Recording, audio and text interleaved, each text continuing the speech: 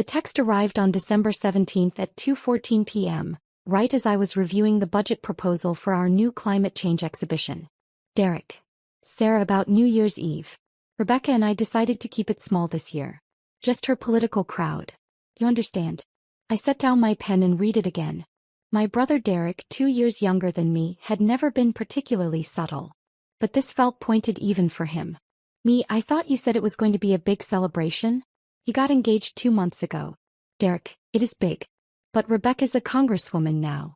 Her colleagues are coming. Other representatives, a senator, some major donors. She needs to make the right impression. You work at a museum gift shop or whatever. It's just not the same level. I sat back in my chair, looking around my office on the 3rd floor of the Smithsonian National Museum of Natural History. Through my window I could see the National Mall stretching toward the Capitol building. The same Capitol building where Derek's fiancée, Congresswoman Rebecca Chin, now worked. I see. Derek, don't be like that. We'll do dinner next month, just us. Rebecca wants to get to know you better. But this party is important for her career. You get it, right? I didn't respond. I had a meeting with the Secretary of the Smithsonian in 20 minutes to discuss our role in the upcoming International Museum Directors Summit. I had a keynote speech to finalize for the American Alliance of Museums conference in February. I had 17 curators waiting for my approval on various exhibition proposals. I didn't have time to explain to my younger brother that I was the executive director of one of the most prestigious museums in the world, overseeing a staff of 1,200 people, managing a budget of $180 million, and serving on 3 international boards dedicated to cultural preservation. He'd never asked what I actually did.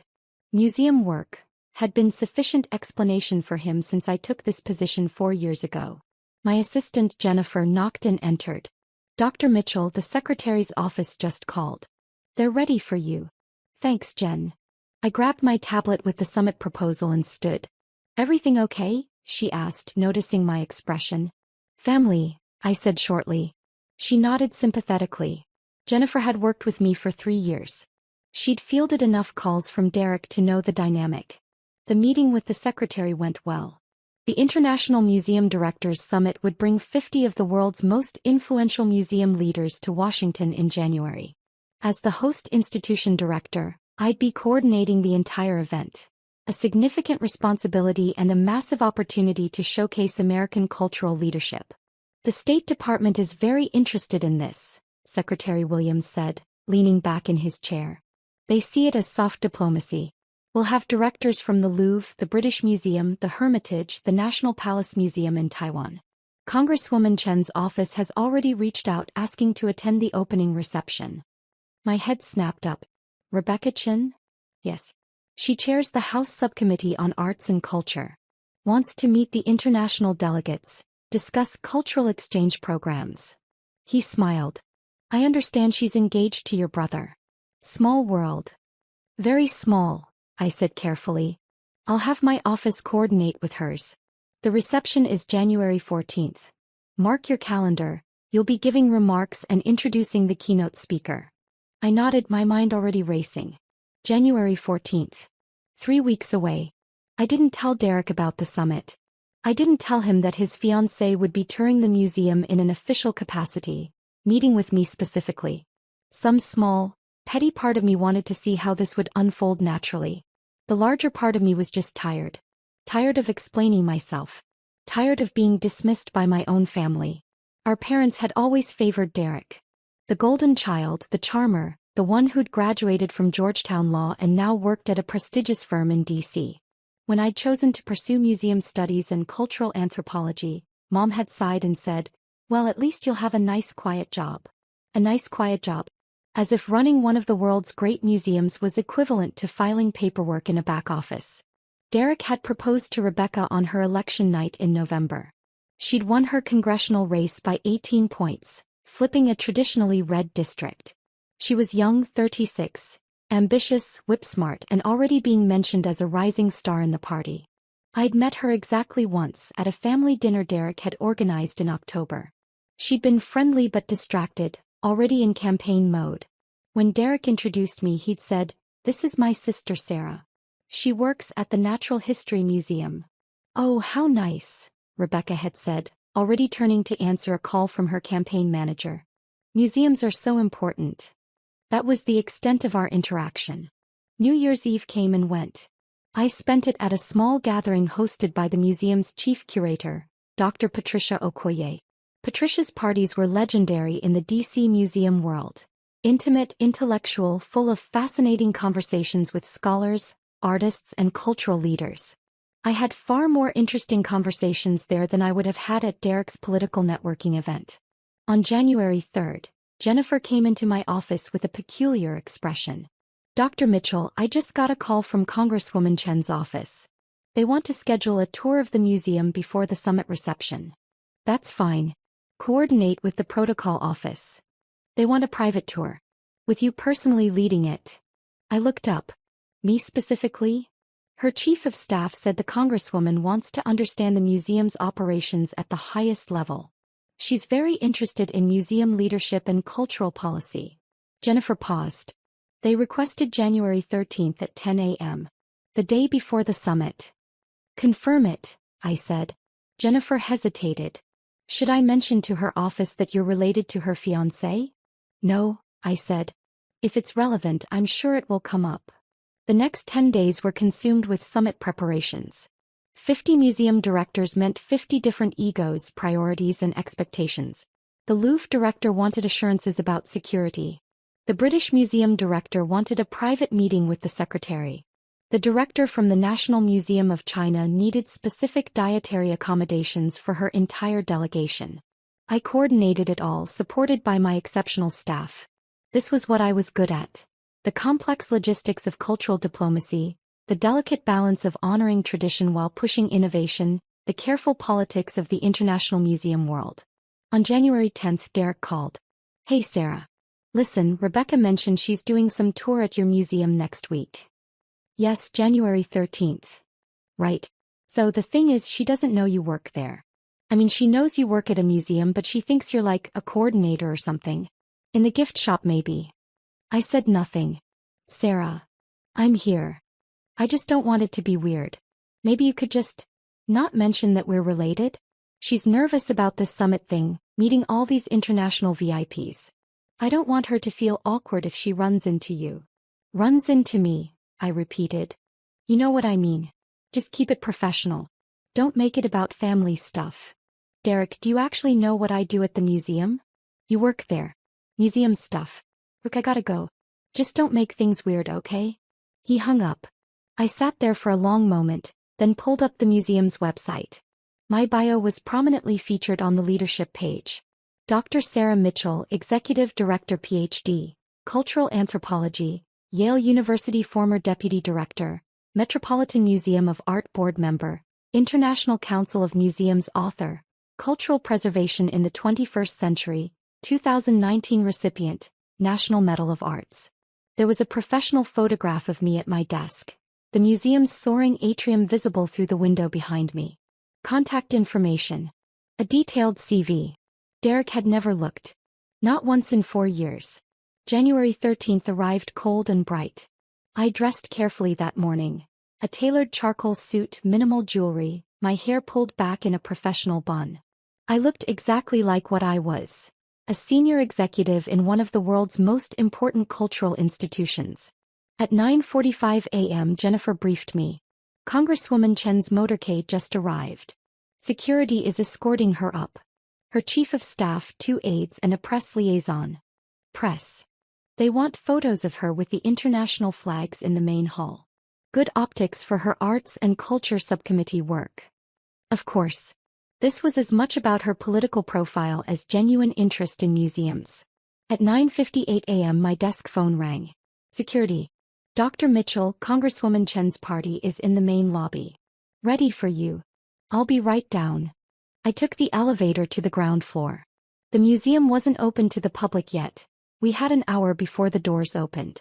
The vast main hall was empty except for the security detail, Rebecca Chen and her staff. Rebecca looked polished and professional in a navy dress and blazer. She was speaking with her press liaison, gesturing toward the soaring architecture, clearly planning her photo angles. I approached quietly. Her chief of staff, a sharp-eyed man in his 40s, noticed me first. Dr. Mitchell, he said, extending his hand. Tom Bradford, Congresswoman Chen's chief of staff. Thank you for accommodating this tour. Of course. I shook his hand, then turned to Rebecca. Congresswoman Chen, welcome to the Smithsonian National Museum of Natural History. I'm Dr. Sarah Mitchell, Executive Director. Rebecca turned, her political smile in place. Dr. Mitchell, thank you so much for... She stopped. Her smile froze. Her eyes widened slightly. Mitchell, she said. Sarah Mitchell? Yes. As in, Derek's sister Sarah Mitchell? Yes. The silence that followed was profound. Tom Bradford looked confused. The aides exchanged glances. The press liaison kept her camera ready, uncertain whether to photograph this moment. I didn't realize. Rebecca's professional composure was cracking at the edges. Derek said you worked at a museum. He didn't mention that I run it? I finished gently. No, he wouldn't have mentioned that. He doesn't actually know what I do here. Rebecca's face cycled through several expressions. Embarrassment, confusion, realization. The executive director. You're the executive director of the Smithsonian Natural History Museum. One of 19 Smithsonian museums, yes. This is my primary responsibility. Tom Bradford, to his credit, recovered quickly. Congresswoman, shall we begin the tour? Dr. Mitchell has generously set aside 2 hours for us. Yes, Rebecca said, but she was still staring at me. Yes, of course. I led them through the museum, starting with the main exhibitions. I explained our mission. Research, education, preservation of 145 million specimens and artifacts representing the natural and cultural history of our world.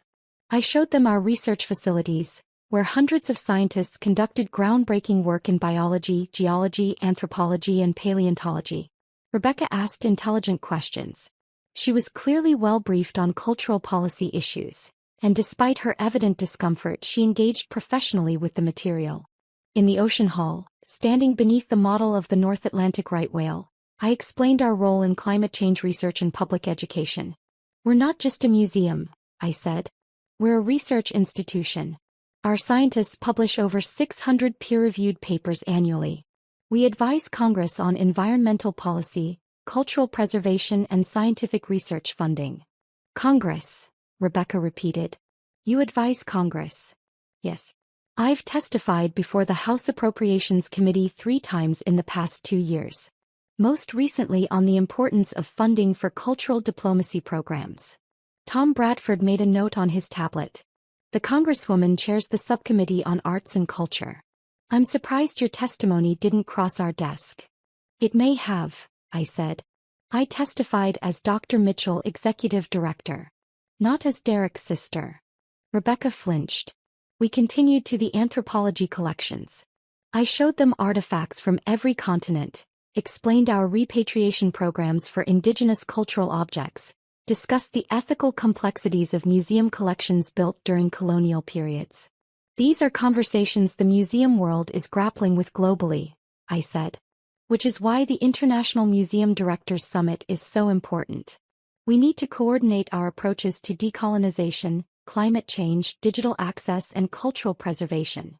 The summit, Rebecca said. That's tomorrow night. Yes. The opening reception is at the National Gallery, but we're hosting several working sessions here over the following 3 days. 50 directors from 32 countries. And you're coordinating this. I'm the host director, yes. I'll be giving opening remarks and moderating 2 of the panel discussions. We walked through the Butterfly Pavilion, the Hall of Fossils, the Human Origins exhibit.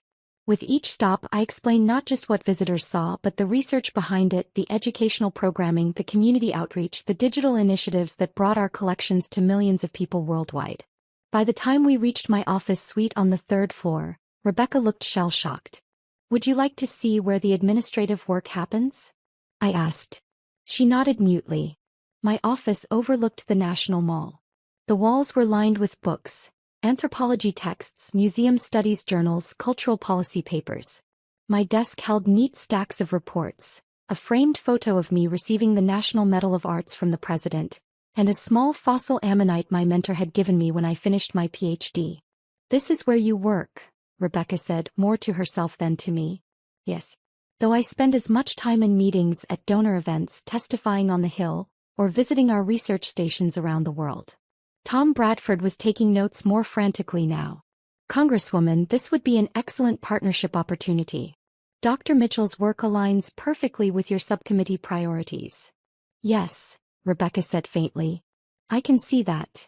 Jennifer knocked and entered. Dr. Mitchell, the secretary's office called. They need your input on the French delegation's request. Tell them I'll call back in 20 minutes. Also, the director of the Louvre would like to schedule a pre-summit call with you. This afternoon if possible. Jennifer nodded and left. Rebecca watched this exchange with increasing distress. The director of the Louvre, she repeated. You're coordinating with the director of the Louvre. Among others. The British Museum, the Hermitage, the Prado. It's part of the job. We stood in awkward silence for a moment. Tom Bradford and the aides were clearly sensing the personal undercurrent but professionally ignoring it. Congresswoman, Tom said carefully, we should probably discuss the reception tomorrow night. Protocol talking points which delegates you should prioritize meeting. Dr. Mitchell would be the person to ask about that, Rebecca said, her voice tight. Since she's organizing the entire event. And testifies before Congress. And runs a museum with 1,200 employees and a $180 million budget. And advises on cultural policy. And receives medals from the president. Rebecca, I said quietly. She looked at me and for the first time, I saw genuine distress beneath the professional facade. Could we have a moment? She asked Tom. Alone.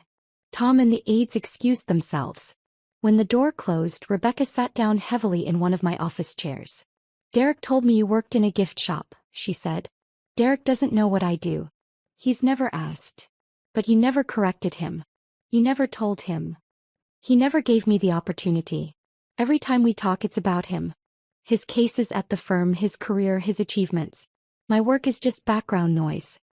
Museum stuff. Rebecca closed her eyes. He uninvited you from New Year's Eve because he said you weren't at the right level to meet my colleagues. I know. Oh my God. She opened her eyes, looking horrified. My colleagues. Sarah, half the people at that party work on appropriations or cultural policy. They would have killed to meet you. Senator Williams was there. She's been trying to get a meeting with the Smithsonian about expanded funding. You could have connected her with the secretary. I had other plans, I said simply. I am so embarrassed. I can't even. She stood, paced to the window, looked out at the mall. What must you think of me? I think you're engaged to my brother and you believed what he told you about me. That's reasonable. It's not reasonable. I should have looked you up. We're getting married. I should know my future sister-in-law. I should have done basic research. He turned back to me. I'm good at research. I'm a congresswoman. I research everything. But I took Derek's word for it. He's very convincing. He's very wrong. Rebecca's voice was sharp now, anger creeping in. Not at me, at Derek. He told me you were sweet but kind of flaky. That you'd bounced around different jobs, never really settled into a career. That you worked at the museum in some entry-level position and seemed happy enough. I felt the familiar sting but kept my expression neutral.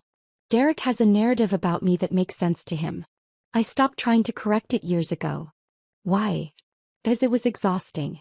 Because every time I tried to tell my family about my work, they changed the subject or minimized it.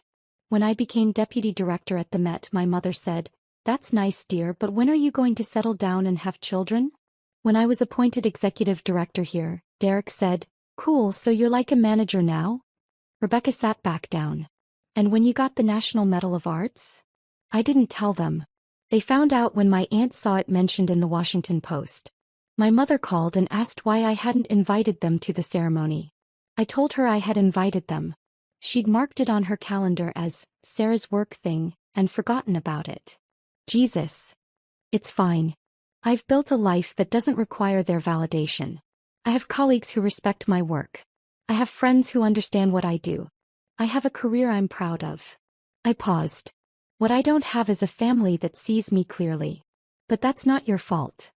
No, but I'm marrying into that family. Which means I'm part of the problem if I don't acknowledge what's happening. Rebecca leaned forward, her elbows on her knees. Sarah, I need to be honest with you. The way Derek talks about you isn't just dismissive. It's condescending. I didn't see it before because I didn't have context. But now. Now you see that he's been lying. Has he been lying or does he genuinely not know? That was the question I'd been avoiding.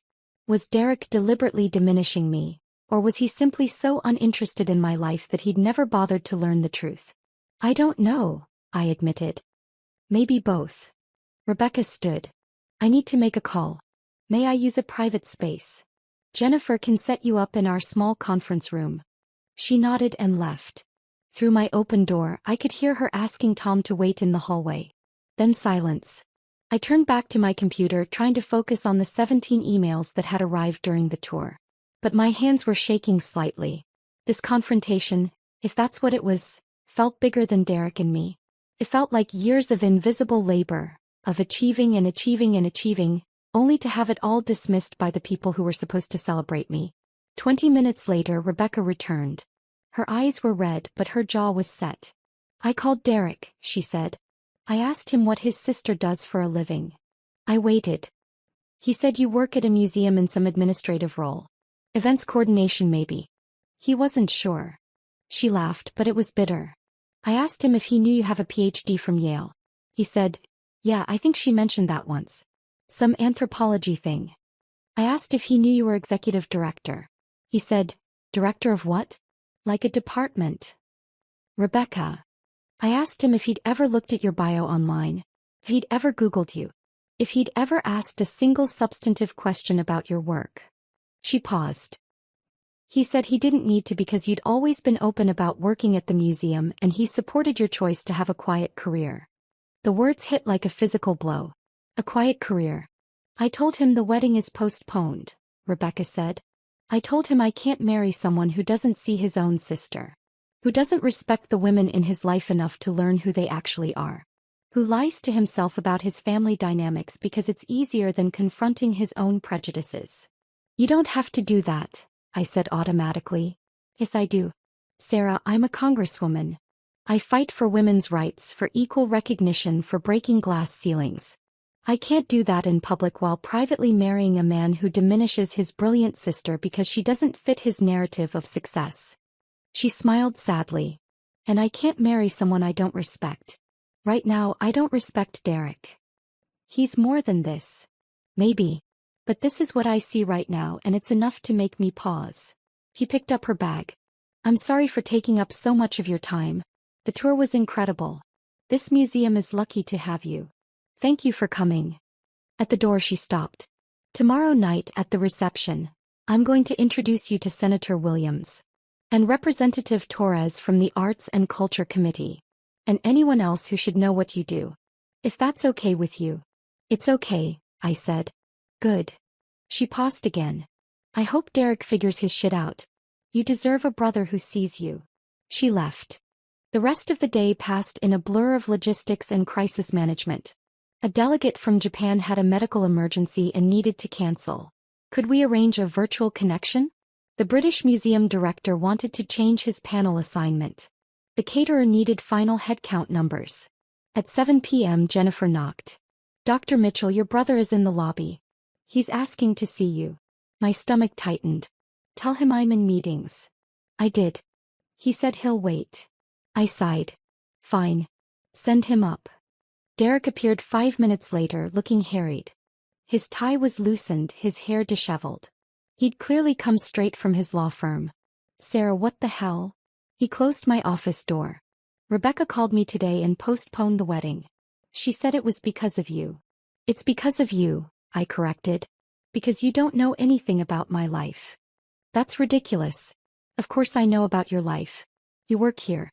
You do museum stuff. You're happy. Derek, I'm the executive director. I run this museum. I have a staff of over 1,000 people. I manage a budget larger than most small colleges. I coordinate international cultural policy. I've testified before Congress. I received the National Medal of Arts from the President. He stared at me. The National Medal of Arts? 2 years ago. You were invited. You didn't come. I thought it was some work event.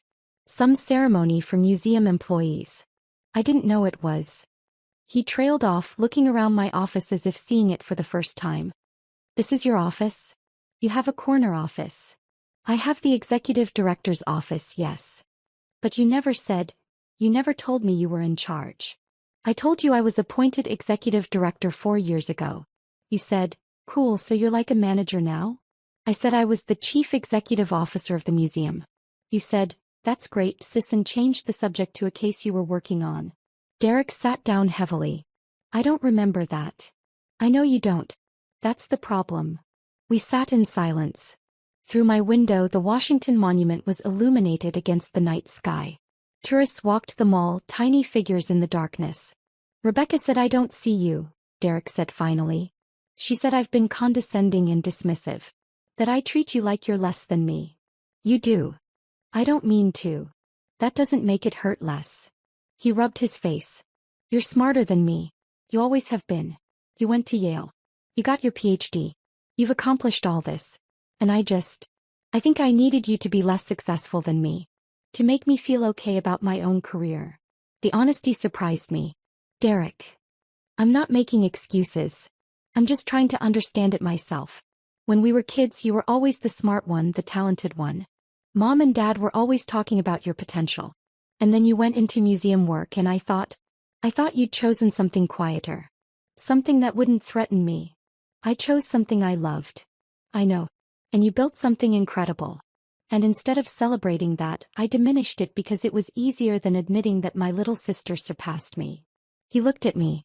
Rebecca's right to postpone the wedding. I'm not ready to be married if I can't even see my own sister clearly. You could learn, I said. You could start asking questions. You could visit my work, meet my colleagues, understand what I do. Would you want that? After everything? I thought about it. Did I want Derek in my professional life? Did I want to risk him continuing to misunderstand or minimize? But he was my brother. The only sibling I had. And for the first time he seemed willing to actually try. Yes, I said. I'd want that. Okay. He stood. Hey. Tell me about tomorrow night. This summit thing. What are you doing? So I told him.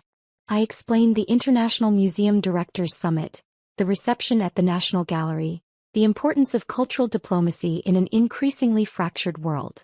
I told him about the directors I'd be hosting, the panels I'd be moderating, the statement we'd be releasing about museum collaboration on climate change research. He listened. Really listened. Can I come? He asked. To the reception tomorrow? It's invitation only. For government officials and cultural leaders. Rebecca could get me in. As her guest. If she's still speaking to me. He paused. I want to see you in your element. I want to see what I've been missing. I considered it. I'll ask the protocol office. If they approve it, you can come. Thank you. He left. I sat in my office for another hour, finishing emails and reviewing notes for tomorrow's reception. At 9 p.m. my phone rang. Hi, she said. I hope it's okay that I'm calling. It's fine. Derek told me he went to see you. He said it was hard, but good. It was both those things. He asked if I'd take him to the reception tomorrow. As my date. Even though we're not engaged anymore. She laughed softly. I think he's trying. He is. Whether it lasts is another question. True. But I told him I'd take him. On one condition: he has to read your entire bio online. Every publication, every project, every award. He has to actually know who you are before he walks into that event. Did he agree? He's reading right now. He called me 20 minutes ago to ask if you'd really testified before Congress. I told him to keep reading. I smiled despite myself. Thank you, Rebecca. For pushing him. Thank you for not hating me. I walked into your museum thinking I was doing you a favor by acknowledging your workplace. I'm mortified. You didn't know. Now you do. Tao I do, she agreed. See you tomorrow night, Dr. Mitchell. The International Museum Directors Summit reception was held at the National Gallery of Art, in the West Building's soaring rotunda. 200 guests. Museum directors, cultural ministers, congressional representatives, ambassadors, arts leaders. The cream of the international cultural world, gathered in one of America's most beautiful spaces. I arrived early wearing a floor-length midnight blue gown that I'd purchased specifically for this event. My role tonight was both professional and diplomatic. Welcoming guests, making introductions, ensuring that the right people connected with each other. The French delegation arrived first. The Louvre director, Martine Laurent, greeted me warmly. We'd worked together on a joint exhibition 3 years ago. "Sarah, the museum looks magnifique," she said, kissing both my cheeks. "This summit is already a triumph. Wait until you see the panel discussions. We have some fascinating provocations planned." She laughed. "I look forward to it." The other directors filtered in. Britain, Russia, China, Japan, Germany, Spain, Brazil, South Africa. Each one a leader in their field, each one responsible for preserving and presenting humanity's cultural heritage. And I was hosting them, coordinating them, leading them. At 7 p.m. Rebecca arrived with Derek. She wore a red dress that perfectly balanced professional and elegant. Derek wore a tuxedo and looked nervous. They approached me during a brief lull in greetings. "Dr. Mitchell," Rebecca said formally, then smiled. "You look incredible." "Thank you, Congresswoman. You both look wonderful." Derek stood there, staring at me as if seeing a stranger. "Sarah, I read everything. Your bio, your publications, the articles about the Met appointment, the National Medal ceremony. I spent 4 hours reading about your career. And I'm an idiot. A complete idiot. All this time I thought I was the successful one in the family. I thought I was the one making important contributions. But you've been changing the world while I've been billing hours. Derek, your work matters too. Does it? I help corporations negotiate contracts. You preserve human history and advance cultural understanding between nations." He gestured around the rotunda. "These people are here because you organize this. Because they respect you. Because you're a leader in your field." The secretary of the Smithsonian approached before I could respond. "Dr. Mitchell, we're ready to begin. Could you take your place?" "Of course." I turned to Derek and Rebecca. "Enjoy the evening. We'll talk later." I walked to the small stage at the front of the rotunda. A microphone stood ready. 200 faces turned toward me expectantly. I took a breath and began. "Good evening and welcome to the opening reception of the International Museum Directors Summit. I'm Dr. Sarah Mitchell, Executive Director of the Smithsonian National Museum of Natural History, and it's my profound honor to welcome you to Washington, D.C. I spoke for 8 minutes.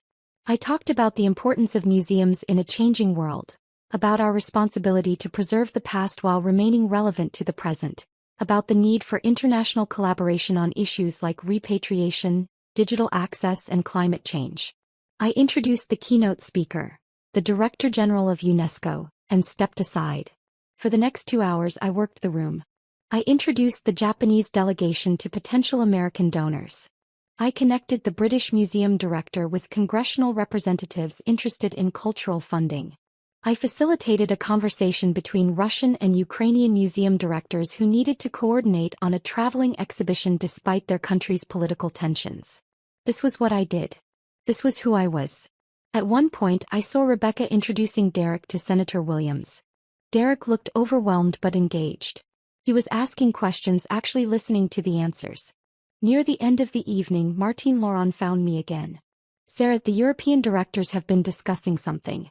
We'd like to propose that next year's summit be a rotating event. And we'd like you to chair the organizing committee. Would you consider it?" Chair the organizing committee. It would mean coordinating with museums on 6 continents, managing a multi-year planning process, becoming the de facto leader of international museum collaboration. "I'd be honored," I said. After the reception, Derek and Rebecca waited for me in the lobby. "That was incredible," Derek said. "Watching you work, seeing how everyone respects you, how you commanded that room. I've never seen you like that." "That's because you've never looked." "I know. But I'm looking now." He paused. "Can we start over? Can I learn who you actually are?" I thought about it. About years of being dismissed, minimized, ignored. About the hurt that had accumulated like sediment, layer upon layer. But also about tonight. About Derek reading 4 hours of material about my life. About him showing up, trying to understand, willing to be uncomfortable. "We can start over," I said. "But it has to be real. You have to actually care, not just feel guilty." "I care. I promise I care." Rebecca watched this exchange with quiet satisfaction. I should let you two talk. But Sarah, call me next week? I'd love to discuss some cultural funding legislation. I think your expertise could be invaluable. I'd like that. She left. Derek and I stood in the empty lobby of the National Gallery, alone with the guards and the ghosts of centuries of art. Tell me about your work, Derek said. Really tell me. I want to understand. So I did. We sat on a bench beneath a Monet, and I told him about the challenges of modern museum leadership. The balance between education and entertainment. The ethical questions around repatriation. The excitement of new discoveries in our research collections. The satisfaction of watching a child's face light up in front of a dinosaur skeleton. He listened. He asked questions. Good questions, thoughtful questions. At midnight we finally left. He walked me to my car in the underground parking garage. I'm going to fix this, he said. Not just with you. With Rebecca too.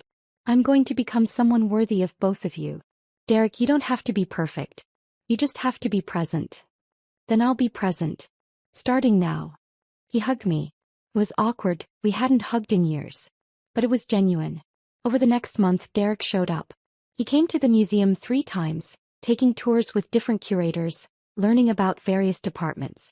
He attended a public lecture I gave on cultural preservation. He read my book cover to cover and emailed me thoughtful questions about specific chapters. He also worked on himself. He started therapy addressing why he'd needed to diminish me. He had hard conversations with our parents about family dynamics and favoritism. Rebecca agreed to restart their relationship slowly. They had dinner once a week, no more. She made clear that her career was as important as his, that partnership meant equal respect, that she wouldn't tolerate being treated as less than. And Derek listened. He changed. It wasn't perfect or linear, but it was real. 3 months after the summit, Derek called me on a Saturday afternoon. Sarah, I just got off the phone with Mom. I told her about your work. Really told her. About the summit, about the UNESCO position, about everything. How did that go? She was shocked. She said she had no idea. I told her that was because nobody in the family ever asked you about your life. We just assumed we knew. What did she say? She cried. Then she asked for your phone number. Derek, she has my number. I know. But she wanted me to give it to her. Like getting it fresh would mean starting fresh. He paused. She wants to visit. To see your museum. To see your life. I felt something shift in my chest. Hope maybe. Or just exhaustion finally releasing. Hey, I said. Tell her to call me. I will. And Sarah? Thank you. For what? For giving me another chance. For not writing me off. For believing I could be better. You're my brother, I said simply. That's what family does. That's what family should do, he corrected. But hasn't always done. Not to you. After we hung up, I sat in my apartment looking out at the DC skyline. The museums were out there holding humanity's history, telling our stories, preserving what mattered. I'd spent years building a career that spoke for itself. I'd achieved everything I'd set out to achieve. But what I wanted most was simpler than all of that. I wanted to be seen. And finally, slowly, my family was starting to look. It wasn't the ending I'd imagined. It wasn't dramatic or definitive. But it was real. And real was enough.